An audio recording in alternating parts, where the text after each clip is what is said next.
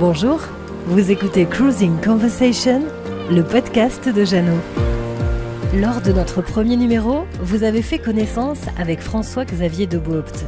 Il travaille chez Jeannot comme responsable marketing voile et avec sa femme et ses 2 filles de 1 an et demi et 3 ans, il a décidé de faire un tour de l'Atlantique. Comment a-t-il choisi son bateau ? Quels aménagements il y a apportés ? Quels sont les conseils qu'il peut vous donner à son tour si vous envisagez vous aussi une telle aventure ? C'est au sommaire de notre 2e épisode. Cruising Conversation. Avant leur départ, nous avons pris le temps avec François-Xavier de faire le point sur son bateau. Comment on choisit ce qui va devenir finalement sa maison pendant presque 1 an ? Comment on l'aménage aussi pour y vivre avec des enfants en bas âge ? Le choix du bateau, vous allez l'entendre, est vraiment primordial. Alors, forcément, travaillant chez Jeannot, je n'avais pas que des Jeannot dans la liste, mais dans le top 5, des bateaux qui répondaient à tous les critères et qui étaient dans le budget, il y avait 3 Jeannot, il y avait un Beneteau et il y avait un Feeling. Et il y avait le Sun Odyssey 39i, il y avait le 36i, et puis le Sun Odyssey 37. Donc forcément, comme travaillant chez Jeannot, j'ai pu regarder un peu les stats de ce bateau qu'il avait fabriqué, enfin qu'il avait dessiné. C'était un super bateau. Sur la même coque, on avait réalisé le Sunfast 37 qui avait gagné le Spi West France avec Jimmy Pain à l'époque. Tout ça me faisait repenser un peu quand j'étais plus jeune. Et le Sunfast 37, voilà, c'était déjà un très beau bateau pour le mode croisière. Et puis par rapport aux conditions et aux environnements dans lesquels on veut parcourir le tour de l'Atlantique, avec forcément en partant de Bretagne et en naviguant un peu en Bretagne et en souhaitant aller jusqu'aux Bahamas, eh bien il nous fallait un petit tirando. Donc le Sunfast ne propose pas de petit tirando, mais donc que le Sun Odyssey. Et donc on est parti, on avait quelques critères, hein. C'était donc un mât classique. Sur cette taille de bateau, je pense qu'il est préférable d'avoir un mât classique, parce que les raies automatiques sur cette taille de voilier sont faciles, et puis pour faire les lavoiles aussi. Et puis d'avoir un petit tirando pour être à moins d'1 mètre 50. Il fait 1 mètre 45 lège, donc on va dire 1 mètre 50 quand il est en charge. Et donc pour aller aux Bahamas et puis pour faire du rascaillou en Bretagne, c'était idéal. Et puis après des critères assez simples, une capacité d'eau suffisante pour pas devoir installer de désalinisateur. Et puis un moteur classique. Mais surtout, en fait, comme je suis malade en mer, il fallait que je puisse dormir à bâbord et à tribord, aussi bien à l'intérieur qu'à l'extérieur. Et c'est vrai que tous les cockpits ou tous les aménagements intérieurs ne proposent pas forcément ces caractéristiques. Et donc le Sun Odyssey 37 répondait parfaitement à tout ça. Et donc c'est pour ça qu'on a mis un peu de temps à trouver ce bateau, mais on l'a trouvé, donc il s'appelle Frymouth. Et il revenait tout juste d'un tour de l'Atlantique. Donc voilà, c'était l'occasion idéale. Ce Jeannot est une marque qui ressemble à mon ADN aussi. Donc c'est des bateaux qui sont sûrs, marins, bien pensés. Donc voilà, c'est vraiment une marque que j'aime beaucoup, et c'est aussi pour ça que je me suis acheté un Jeannot. C'est pas seulement parce que je suis chez Jeannot que je me suis acheté un Jeannot. Le bateau est trouvé, acheté. Maintenant, il va falloir y apporter quelques aménagements avant de prendre la mer. C'est sûr que si je partais seul, j'aurais fait les travaux de base, mais j'aurais pas modifié entre guillemets autant le bateau. Donc là, on a, comme on va partir donc avec ma femme et nos 2 bébés, donc 3 ans et 1 an et demi, en fait, il faut absolument sécuriser chaque espace et qu'elles se sentent à l'aise et que nous aussi, on puisse les savoir en sécurité pour manœuvrer à 2 si jamais on a une urgence ou une intervention rapide à faire. Donc on les a mis dans la même cabine. On leur a installé des matelas qui sont du commerce. Donc c'est ce qu'on trouve partout, donc qui font 1 m 20 par 60. Et donc on les a installés, donc on a retiré les matelas d'origine. Et en fait, ça nous permet d'avoir des draps comme à la maison. Et puis on leur a installé des barrières de lit pour séparer les 2 matelas, pour terminer l'arrière du lit. Et à l'avant du lit, donc à l'entrée de la cabine, on a installé un filet qui peut se décrocher sur mousqueton. Donc ça, c'est pour dormir. Et dans le carré, en fait, on a passé le carré en couchette. Et donc, c'est-à-dire que la table est descendue. Et donc, ça fait un lit double dans le carré. Et donc, on a rajouté à partir de l'épontille un mât de planche à voile pour faire une toile anti-roulis. Et donc c'est vraiment leur espace de jeu qui fait, on va dire, 2 mètres par 1,50 m. Et bah, c'est là où elles vont passer une bonne partie de leur, de leur journée. Bien sûr, dans le cockpit, etc., mais en tout cas en navigation. Et bah, c'est là où on va pouvoir aussi faire l'école, être avec elles. Et puis c'est vraiment un endroit central dans le bateau où elles peuvent participer aussi à la cuisine puisque le carré donne sur la cuisine. Et puis sous la table, bah, ça nous fait un rangement supplémentaire. Et nous, on a transformé aussi la table à cartes en table à langer. Et puis cette table à cartes nous sert aussi de table pour nous, quand on veut déjeuner ou dîner à l'intérieur. Donc on se met de part et d'autre. Donc voilà, on a petit à petit trouvé comment il fallait aménager notre voilier pour un an.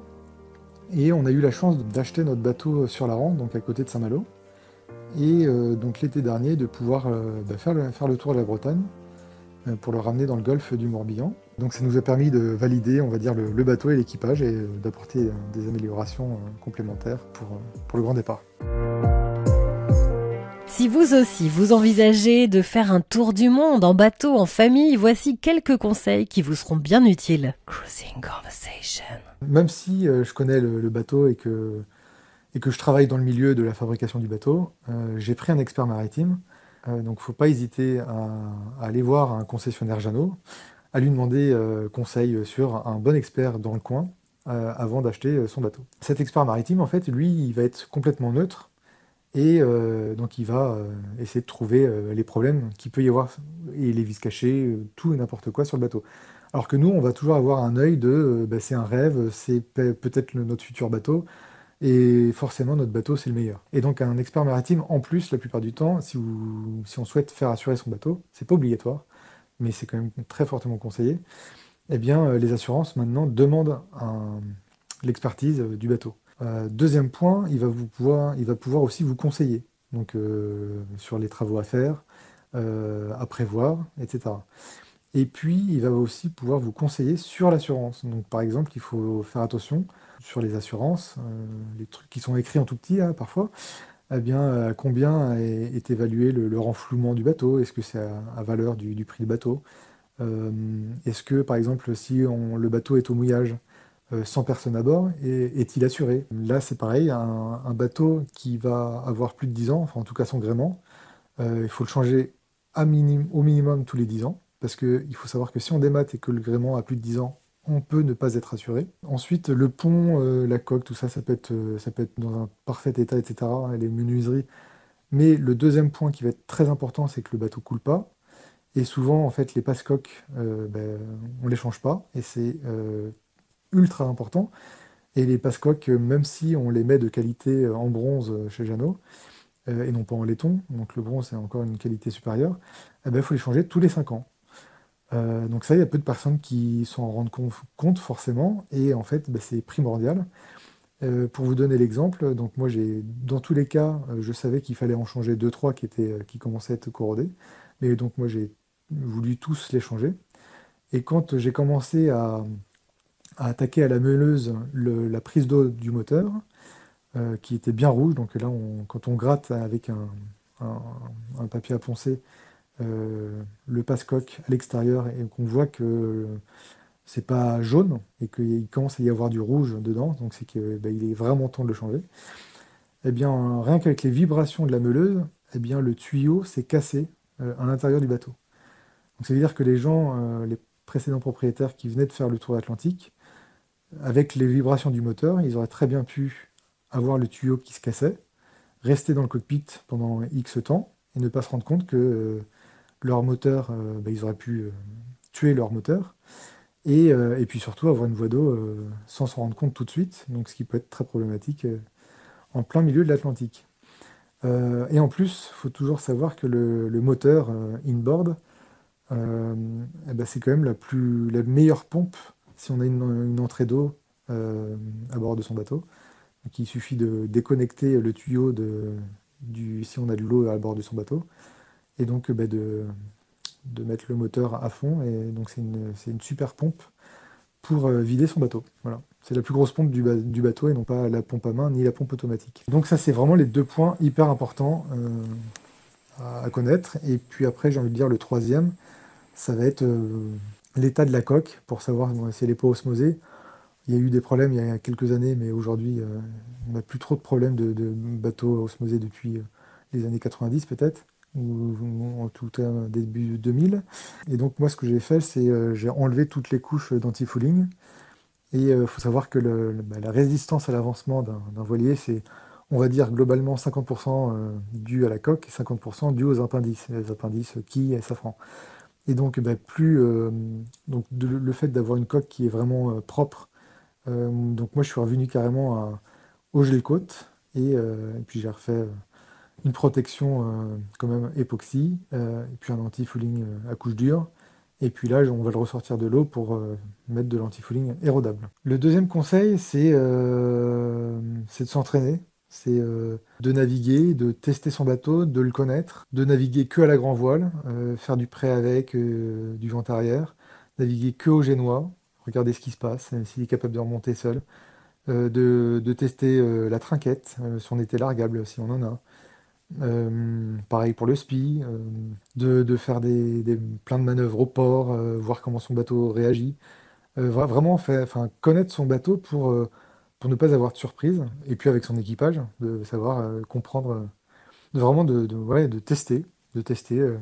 Nous, je trouve qu'il nous manque des conditions un peu plus dures. Donc on n'a jamais dépassé les force 6 peut-être. Et donc avec allez, peut-être 2 mètres de creux. Donc j'aurais bien voulu qu'on connaisse des conditions un peu plus dures pour vraiment voir comment le bateau réagit et l'équipage aussi. Et donc voilà, c'est un peu le troisième conseil que je peux donner, c'est embarquer une vraie pharmacie à bord. Quand on s'achète une pharmacie à bord, vraiment de penser à tout, encore plus avec des enfants. Et c'est tout bête, mais d'avoir un antibiotique à spectre large pour pour les enfants. En plus, on est en pénurie en ce moment dans les pharmacies, donc pas hésiter à avoir un budget, j'ai envie de dire, minimum de 500 € de pharmacie de bord, parce que alors, même si on va faire de la prévention, et voilà, c'est très important d'avoir tout ce qu'il faut à bord. Et même ma femme a fait un stage de survie. Donc il y a des stages de survie qui sont obligatoires pour ceux qui font, par exemple, la Cap Martinique ou la Transquadra ou le Vendée Globe, et pour tous les pros. Et faites-le, vous allez forcément apprendre quelque chose. Pas hésiter à passer son permis côtier, son permis hauturier, son stage de survie. Et voilà, bien se préparer. Et ce qu'on a fait. Et voilà, pour affronter n'importe quel événement et s'en tirer le mieux possible. Pourquoi pas aussi faire des stages de moteur et donc prendre des pièces de rechange, des bougies, du boot, du son d'eau, de quoi réparer les voiles, savoir recoudre une voile, savoir recoudre même l'humain avec une agrafeuse par exemple aussi. Enfin voilà, apprendre à se débrouiller tout seul, sachant que peut-être qu'on est à plus de 10 jours d'un médecin ou d'un réparateur. Au moment où nous sortons cet épisode, François-Xavier et sa famille sont en mer depuis 7 mois déjà, alternant navigation, mouillage, escapade dans les différents pays. Et à en croire François-Xavier, ça se passe plutôt pas mal. Mon meilleur souvenir, en fait, il a commencé le jour où on est parti. Et il continue aujourd'hui, c'est de pouvoir être en famille 24 heures sur 24 avec sa femme et ses filles. Et c'est vrai que si on n'avait pas fait ce tour de l'Atlantique et pris cette année sabbatique, on n'aurait jamais découvert ces moments. Et tout le temps, être parfois en huis clos, tous les 4. Et ça, c'est vraiment magique. La vie de famille, il en sera justement question dans notre prochain numéro. Comment on décide de partir à 4 en famille avec des enfants petits, comment on s'organise pour l'école. Ce sera à découvrir très prochainement dans Cruising Conversation, le podcast de Jeannot.